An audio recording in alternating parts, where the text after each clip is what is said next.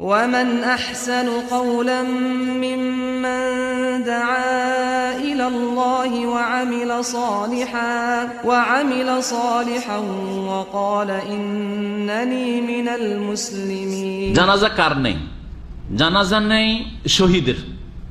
আল্লাহ রাস্তায় জিহাদের ময়দানে যদি বড় শহীদ হয়, হ্যাঁ, হুকমি শহীদ না, হাকিকি শহীদ। যেটা শহীদ হচ্ছে দুই রকমের, হুকমি শহীদ আর হাকিকি শহীদ। সত্যিকার অর্থে শহীদ হচ্ছে আল্লাহর কালিমা উঁচা করার জন্য যারা শাহাদাত বরণ করেছে, প্রাণ দিয়েছে, তাদের জানাজা প্রয়োজনই নেই, তারা বিনা হিসাবে জানাজা নেই। নবী করিম সাল্লাল্লাহু আলাইহি ওয়াসাল্লাম তাদের জানাজা পড়েননি। এটা হচ্ছে সঠিক মাসআলা। আর হুকমি শহীদ কারা?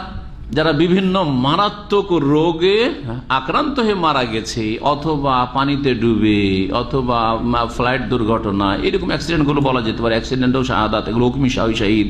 তারপরে দেয়ালে চাপা পড়ে অথবা আগুনে জ্বলে, এইরকম এগুলোকে কি বলেছেন নবী করিম সাল্লাল্লাহু আলাইহি ওয়াসাল্লাম? শহীদ। 7 শ্রেণীর মানুষকে শহীদ বলেছেন।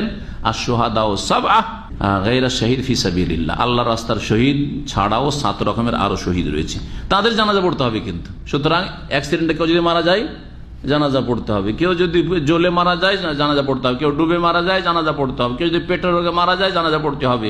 কেউ যদি প্রসূতি অবস্থায় কোনো মহিলা বাচ্চা ভূমিষ্ঠ হওয়ার সময় মারা গেছে, তাকে শহীদ বলেছেন না নবী করিম সাল্লাল্লাহু আলাইহি ওয়াসাল্লাম, কিন্তু তার জানাজা পড়তে হবে, কারণ এগুলো হাকিকি শহীদ নয়, হুকমি শহীদ। জিনাত হদ কায়েম করা হলো, তো শহীদ নয় যে ওর জানাজা ছাড়বেন।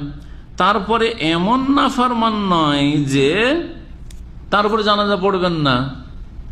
যেমন রাসূলুল্লাহ সাল্লাল্লাহু আলাইহি ওয়াসাল্লাম জানাজা পড়েননি কার? যেই ব্যক্তি জিহাদের ময়দানের ধন সম্পদ গনিমত থেকে চুরি করেছে, খেয়ানত করেছে, গোলুল করেছে, জানাজা পড়েননি।